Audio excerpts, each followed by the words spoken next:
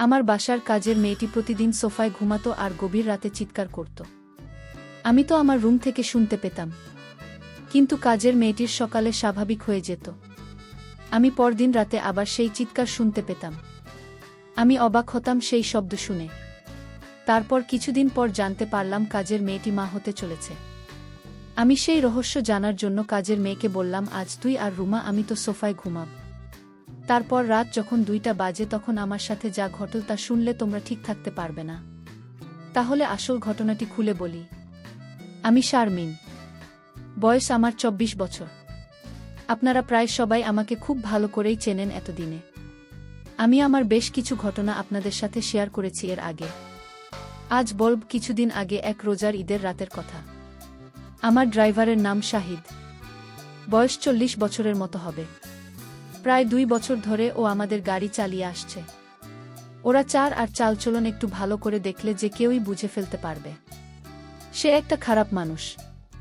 ওর বউ তাকে গ্রামের বাড়িতে থাকে, ওর সন্তানদের সাথে সারা বছর ঢাকাতেই থাকে, আর শুধু পুজোর সময় ছুটি নিয়ে বাড়িতে যায় কয়েকদিনের জন্য। সেক্তে একটা চরিত্রহীন, তা আমিও আসার পর প্রথম দিন গাড়িতে চড়ে টের পেয়ে গিয়েছিলাম। গাড়ি চালানোর থেকে এক অদ্ভুতভাবে তাকিয়ে থাকত, আর খাবার জন্য ঘরে এলে আমাদের কাজের মেয়ে সাইমা দিকে তাকিয়ে থাকত। এমনকি আমার দিকে তাকিয়ে থাকে সুযোগ পেলেই। প্রথম দিকে একটু কেমন কেমন লাগলেও আস্তে আস্তে ব্যাপারটার সাথে মানিয়ে নিয়েছিলাম। এটা পুরুষদের জন্য স্বাভাবিক মনে করে। এভাবে প্রায় বছরখানেক চলে গেল। থাকার জায়গা না থাকায় ও আমাদের গ্যারেজের সাথে থাকা ছোট্ট একটা রুমে থাকত। এতে কাজের সুবিধা হতো। ওকে দিয়ে ঘরের অনেক ছোটখাট কাজ করিয়ে নেওয়া যেত। আমি আর সাইমা প্রায় প্রতি রাতে একসাথে টিভি দেখতাম, যখন আমার স্বামী দেশের বাইরে থাকত। রাত একটু গভীর হয়ে গেলে আমি আমার হাতে এসে ঘুমিয়ে পড়তাম, আর সাইমা একা একা আরও কিছু সময় টিভি দেখেন সোফাতে ঘুমিয়ে পড়ত, ওর ঘরে যেত না। এভাবে একদিন রাতের বেলা আমি টিভি ছেড়ে উঠে আসে আমার খাটে ঘুমিয়েছিলাম, আর সাইমা সোফাতে ঘুমিয়েছিল। রাত প্রায় 2টার দিকে কি যেন একটা শব্দে আমার ঘুম ভেঙে গেল। ঘুম ভাঙার পর আমি আর শব্দটা পেলাম না। আমি আবার ঘুমিয়ে পড়তে যাবে এমন সময় মনে হয় ফ্রিজ থেকে একটু ঠান্ডা পানি খেয়ে নিই। খাওয়ার জন্য আমি খাচ্ছে ডাইনিং রুমের দিকে গেলাম। যাবার সময় ড্রয়িং রুমের মধ্যে টিভি এর হালকা আলোতে নড়াচড়া দেখতে পেলাম। আমি কোনো আওয়াজ না করে দাঁড়িয়ে গেলাম কি হচ্ছে তা দেখার জন্য। যা দেখলাম তাতে আমার মুখ চেনা হয়ে মাটিতে পড়ে যাওয়ার দশা হলো। আমি এই দৃশ্য দেখে পুরো হতভম্ব হয়ে গেলাম। আমার মাথা যেন কাজই করছিল না। আমি প্রায় 10 মিনিট মতো মনে হয় দাঁড়িয়ে দাঁড়িয়ে সাইমা এক অদ্ভুত দৃশ্য দেখছিলাম। সে কথা সাইমা দৃশ্যটা দেখে আমি আর নিজেকে ধরে রাখতে পারছিলাম না। তাই কোনো কিছু করে বসার আগে আমি তাড়াতাড়ি ওখান থেকে সরে এলাম, আর পানি খেয়ে কোনো শব্দ না করে আমার ঘাটে ফিরে। আমি যা দেখেছিলাম সাইমা এমন করতে পারে আমার কল্পনার বাইরে। আমি এসব কি দেখছি? সাইমা তাহলে সৈকতের সাথে কি প্রতি রাতে? না, এটা কিছুতেই আমি মেনে নিতে পারছি না। কি হচ্ছে আমার ঘরে? এসো। আমি জানতাম কাজের মেয়েটি অনেক ভালো ছিল। আজ তার দৃশ্য দেখে আমি নিজের চোখকেই বিশ্বাস করতে পারছি না। আমি কাজের মেয়েটাকে জিজ্ঞেস করলাম, কতদিন ধরে চলছে? মাথা নিচু করে চুপ করে দাঁড়িয়ে রইল। আমি ওকে অভয় দিয়ে বললাম, ভয় পাস না, আমি তোকে কিছু বলছি না। কিন্তু ও যদি তোরে কিছু বলে তাহলে আমি ওকে পুলিশে দেব। সাইমা তখন হতচকিত হয়ে বলল, না আপা, সৈকত আঙ্কল আমাকে জোর করে কিছু বলে নাই। আমি তো ওকে বলেছি আমরা প্রায় 2 মাস ধরে আমাদের চলেছে। আমি ওর কথা শুনে অবাক হয়ে গেলাম। একটু পরে ওকে বললাম, কি বলছিস? তোর বাপের বয়সী একটা লোকের সাথে 2 মাস ধরে? ওকে তো তুই কাকা বলে ডাকিস, তার উপরও একজন হিন্দু গো। সাইমা আমার কথা শুনে পুরো চুপ মেরে গেল। মাথা নিচু করে দাঁড়িয়ে রয়েছি। আমি বললাম, কিরে কিছু বলছিস না কেন? কাচুমাচু করে বলল, আপা বিয়ে ভাঙছে আমার 1 বছর আগে, তাই উনি যখন কুল তখন আমি আর না করতে পারলাম না। উনি আমাকে বিয়ের প্রস্তাবও দিয়েছে। হায় রে বোকা মায়া, হিন্দু ছেলে তোরে বিয়ে করবে?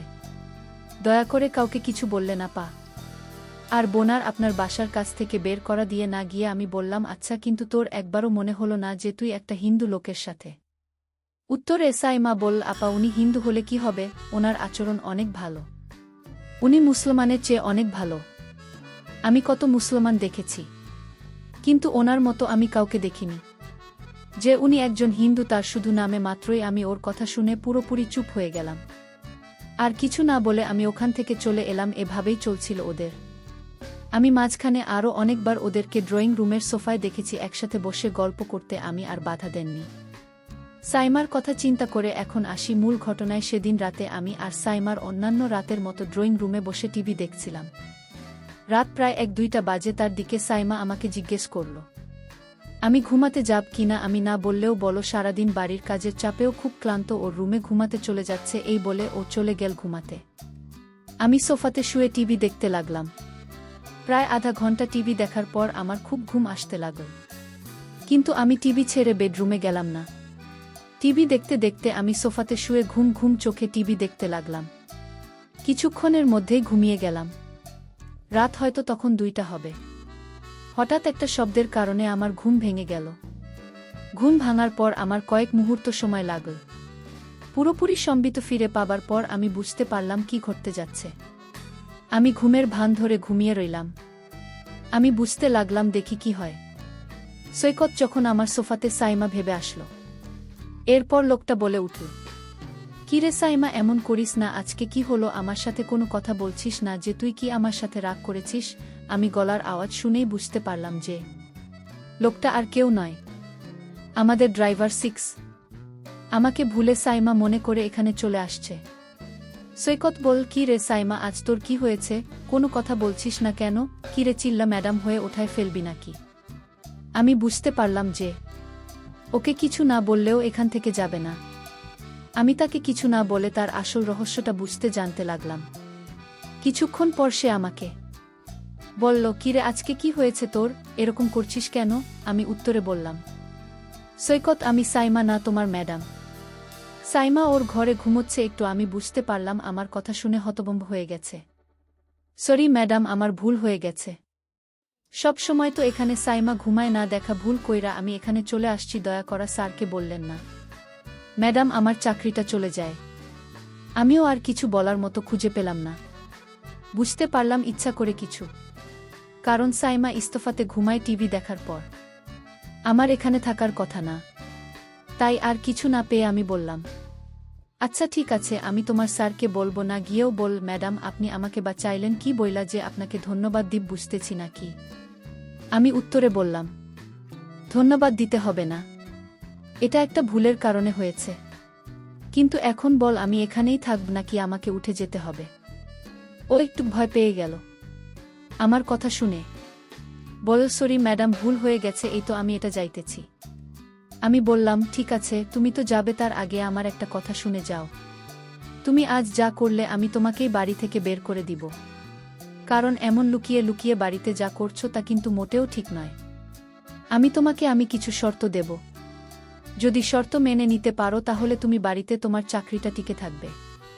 আমি বললাম, ঠিক আছে ম্যাডাম, আপনার কথা আমি অক্ষরে অক্ষরে পালন করব। আপনি যা আদেশ করবেন আমি তা করব। তাও ম্যাডাম, আমার চাকরিটা দরকার। ম্যাডাম বলল, তাহলে চলো এখান থেকে তোমার রুমে যাই। তারপর আমি বলছি আমার শর্তগুলো।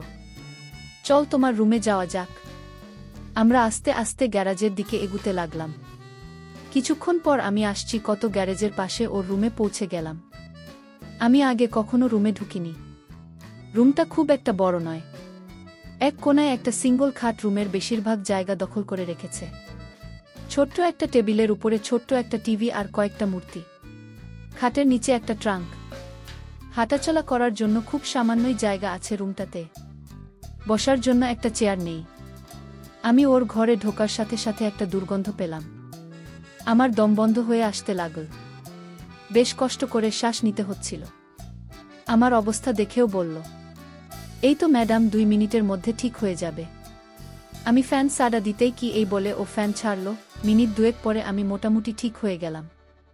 সবকিছু স্বাভাবিক হওয়ার পর আমি বললাম, আচ্ছা তাহলে আর দেরি না করে আপনার শর্তগুলো শুনে নেওয়া যাক।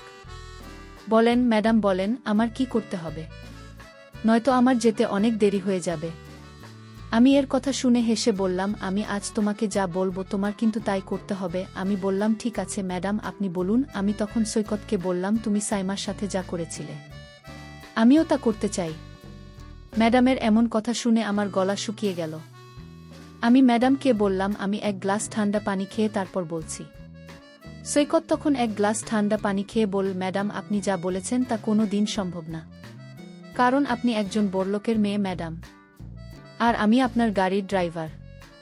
আপনি একবার ভেবে দেখেছেন? আমি বললাম, সৈকত তুমি যদি আমার কথা রাখ তাহলে আমি তোমাকে একটা পুরস্কার দেব, আর সেই পুরস্কার পেলে তুমি অনেক খুশি হবে।